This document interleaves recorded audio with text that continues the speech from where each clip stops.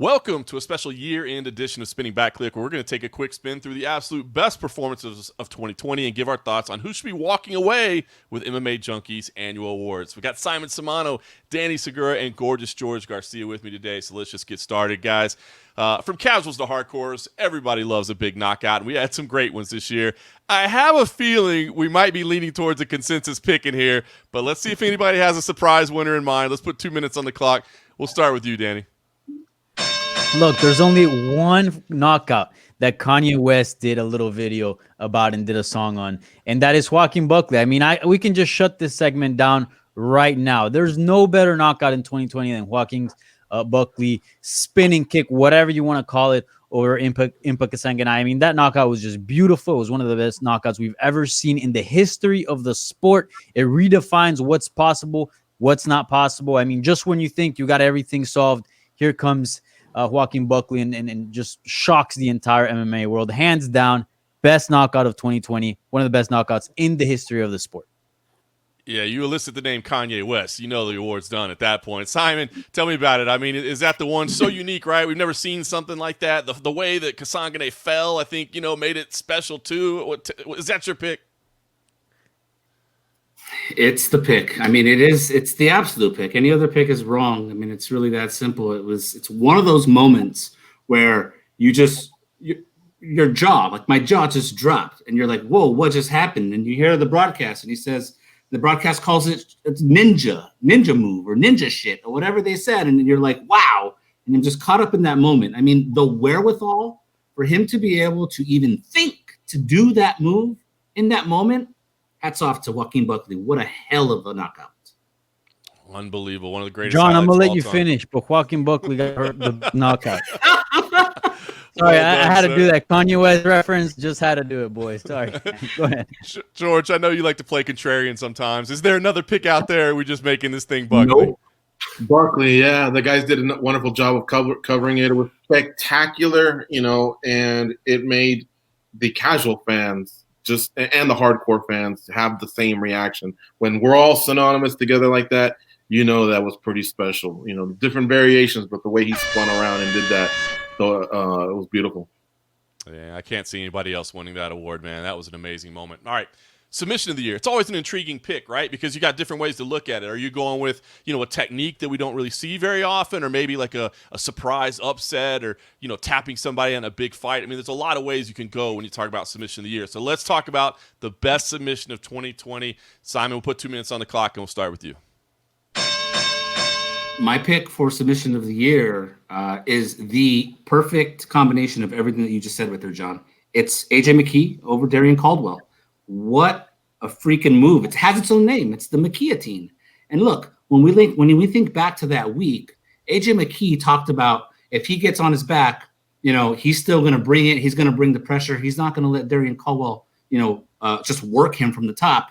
And I mean, the way he just calmly and succinctly, kept his cool, kept his composure, and just found that submission that was some weird modified neck crank. It's the McKeatine. That's the pick. Yeah, man, a wild move in a big spot. I mean, that's a good one. George, is that your pick as well? Pretty much, yeah. I mean, because it had a huge stage. It was a semifinal to this Grand Prix. So he's getting closer to getting that Grand Prix belt and maybe getting a crack at either Sanchez or Pitbull, whoever has the undisputed belt, and then the $1 million. But he was just so smooth in the way he did it. He wasn't even breathing by the time Big John McCarthy was interviewing him. He just ticked all the boxes of something that should be getting an award of the year. Man, that guy is really emerging into a superstar for Bellator. Danny, do we go consensus in the submission category as well? Yeah, I have to agree with the guys. I mean, that submission was like some catch wrestling thing, something you've never seen before. And to do that on that stage against a former champion like Darren Caldwell is just huge. So they already nailed it. That is definitely the submission of the year. But I do want to give a quick shout out to Khabib's submission win over Justin Gaethje. That was all the way a very basic and normal submission in the triangle. Nonetheless, at a title fight and going to his back and submitting Justin Gaethje and putting him to sleep was quite nice too. Yeah, not a bad shout there for kind of an honorable mention, but I got to agree with you guys with McKee. I mean, when you talk about the fact that it was on such a big stage against a talented fighter and to pull out something we don't normally see, that's pretty impressive stuff. Yeah, all right, guys. I know I'm an abuser of the clock, so I'll just stay consistent with that. But shout out to Mackenzie Dern. That was historic with her getting the first leg lock ever for women's MMA as well in the UFC at least. Just let me know when you're done. I'll carry on. Yeah. Okay, all right. Listen, guys, as much as 2020 sucked, the action in the cage still delivered all year long. And we really had some fantastic matches, some that took place in front of some screaming fans and some that took place in an empty auditorium. Still, there were a lot of action that had us on the edge of our seats all year long. So give us your thoughts, guys. We'll put 2 minutes on the clock. Fight of the year. What is your pick, George? Let's start with you. Figueiredo and Moreno, and they have the benefit of being the last impression, I guess. Because I remember watching Felder and Hooker and going, wow, that was amazing. Okay, make mental notes of these fights that play out, because sometimes those fights don't get the love, And of course, Zhang Weili and Joanna Jędrzejczyk, I mean, that was probably the best WMMA fight I've ever seen. And I would put it up there in top 10 of what I've seen ever, any fight. But this one was just, it had a little bit of everything back and forth, the controversies, a little bit of foul plays. Man, I loved it. It ended in a draw. That's the only thing that I hold against it, but it had everything I wanted. Ticked all the boxes. And to 4, he abused the clock there. Danny, what do you think? He took a lot of your time. Figueiredo Moreno, would you go that way? That, no doubt, it was a great fight, but I'm actually going to go Zhang Weili versus Joanna Jędrzejczyk. I was actually there in person watching that fight, my first event coverage for MMA Junkie, and it was just a brilliant fight. The technique, everything about it was just amazing. And also in the 5th round, I mean, that's arguably the best round after they had fought already for 20 minutes. That's my pick for fight of the year, but certainly 2020 spoiled us with some great fights. Yep. Simon, how about you? We got some great ones to pick from. What's your fight of the year? No, it's Zhang Weili and Joanna Jędrzejczyk. I mean, that was an absolute war. Again, looking at that fight, you're going, oh my God. I mean, the way that fight was just technical, but also brutal. I mean, it was just an absolute marvelous fight to watch. And I mean, look, it left us with one of the most indelible images that we'll ever see, and that's Joanna Jędrzejczyk's alien forehead. I mean, my goodness, like that hematoma was just insane. Props to both women. What a fight. Yeah, that's my pick as well. You got to go with Jędrzejczyk and Zhang Weili. And the last weekend we had crowds there. Didn't that make it so special as well? The feeling of the electricity in the building. So, although, what would that have sounded like? What would that have sounded like in silence? Woo. Brutal. That's to say the least. That's a good one. All right, guys, female fighter of the year. Now, a lot of times over the years, female fighter of the year is a pretty easy pick. I mean, we had some pretty dominant athletes in these divisions over the years, but the way the 2020 schedule played out, I don't think we were left with a real clear-cut pick. So I think there could be some debate here. So let's get into it. We'll put 3 minutes on the clock for these so you can make your case. Guys, who was the best female fighter of the year? We'll start with you, Danny. Yeah, this one's a tough one. There wasn't like a super clear standout, but I'm going to have to go here with Mackenzie Dern. Mackenzie Dern had a sneaky good year. And unfortunately, most of the talk surrounding her right now, it's about her accent. But really, she had a phenomenal year. I mean, she went 3-0. She picked up 2 submissions and 1 decision win in that process. And look, let's not forget, it was also a big turnaround. Just the year prior, she had lost in 2019 to Amanda Ribas, her first pro loss. And then prior to that, she had missed weight by 7 pounds for her strawweight fight in Brazil. So like a lot of people question, where is Mackenzie Dern? Is she really taking MMA seriously? Does she have a bright future? I mean, she clearly has a strong background, but these are big problems. And all of a sudden she teams up with Jason Perillo and her boxing's looking great. She's got power. She's picking up wins. I mean, and we already know her ground game's pretty nasty. So all around a phenomenal year by Mackenzie Dern. I think she had the best year of any female fighter in 2020. Man, it's outside the box when you start getting calls from the peanut gallery out there. Good one, under the radar. I like that one. So Mackenzie Dern. Simon, what about you? Who's your female fighter of the year? I'm going to go ahead and I'm going to give a shout out, female fighter of the year to a name that we're used to, Chris Cyborg. Cyborg, of course, had her divorce with the UFC and left the promotion at the end of 2019. So she picks up in 2020, comes to Bellator, And what does she do in her first fight? She guts out a really hard-fought win over Julia Budd to claim the Bellator title, and that's significant. Invicta champion, Strikeforce champion, UFC champion. She's the first one to do it in all four with Bellator as well. Grand Slam, props to her. And then what does she do? She fights later on in the year against Arlene Blenko, and she goes ahead and she scores the first submission win of her career. I mean, just a really good year for Chris Cyborg, a year where nobody really stood out and just ran away with this thing. But I got to give Cyborg props for transitioning to Bellator and picking up right where she left off. Hard to ignore the Grand Slam champion. That's pretty cool stuff. What do you say, George? I mean, there's some debates to be had. Are you siding with either one of these guys or going out on your own? Going out on my own. Sorry, fellas, I'm not the tiebreaker this time.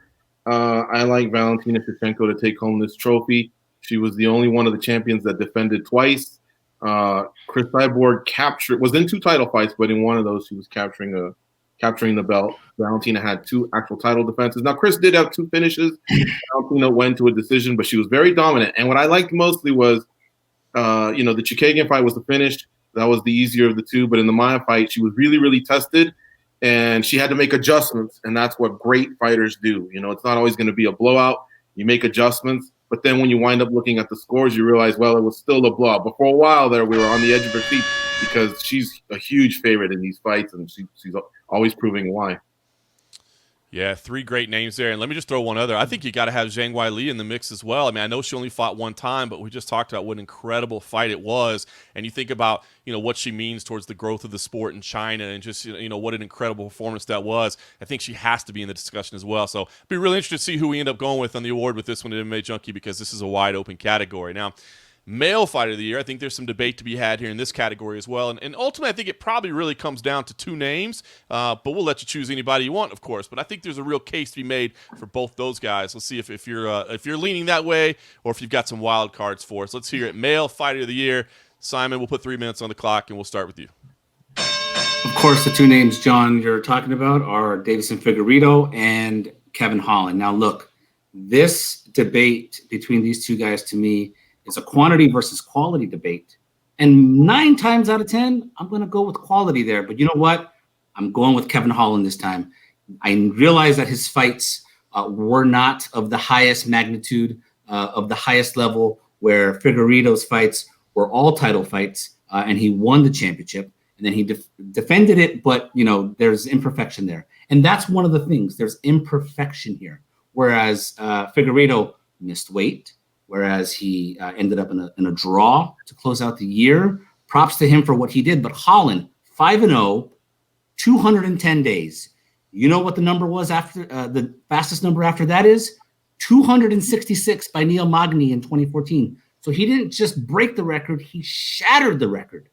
Absolutely shattered it. TKO, split decision, TKO, and then a stunning knockout of Jacare Souza that really is in the knockout of the year conversation as well. Kevin Holland is my pick. Pretty solid case there for Kevin Holland. George, are you leaning that way, or Deiveson Figueiredo, or you got somebody else in mind? I am leaning towards Kevin Holland. I usually side with the fighters that have the more difficult fights, the ones that are involved in title fights, the ones that are involved in those high contender fights, number 1 contender fights, whatever you want to call them. But in this case, same thing. You unpack it a little bit. And with Figueiredo, he missed, he just kind of had a couple, fouls, I guess.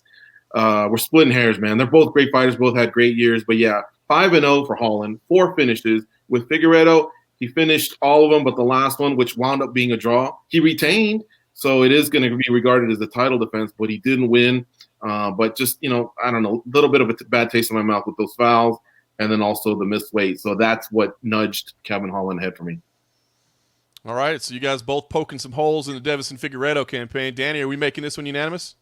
No. I'm going to go with Figgy Smalls. Deus de Guerra. I mean, the guy I know he had a few things here and there, but look, the facts are that he beat Joseph Benavidez twice, one of the best flyweight fighters to ever exist in that division, really a pioneer, a historic figure for that. And to do it twice is very, very impressive. Obviously, the first one by missing weight, there was some doubts there, but then he does make it right by making weight and completely just steamrolling through Joseph Benavidez. And then after that, he delivers a very impressive win against Alex Perez, finishing him in the first round via submission. And then he, in just 21 days after that fight, saves a pay-per-view event by stepping up and defending his title, knowing that he has a tough time making weight for that division. And he fights Brandon Moreno in one of the best fights we've ever seen, in my opinion, in that division. One of the best fights, period, we've ever seen in the UFC. He went 3-0. Captured the UFC flyweight belt and defended it in the process. I think, that's my fighter of the year right there. I won't even attack your egregious clock usage there because I agree with Deiveson Figueiredo. That's my pick as well. But, come on. But I got to say, man, you guys poked some pretty good holes in why he shouldn't. And Kevin Holland was certainly a deserved winner as well. So we'll have to see which way that one goes. I think we're kind of split as a staff on that one. Well, you've heard our thoughts on it all, so make sure you check out who we ultimately decide as winners in these categories and several others at MMA Junkie as we wrap up 2020 and head to a much-needed new year.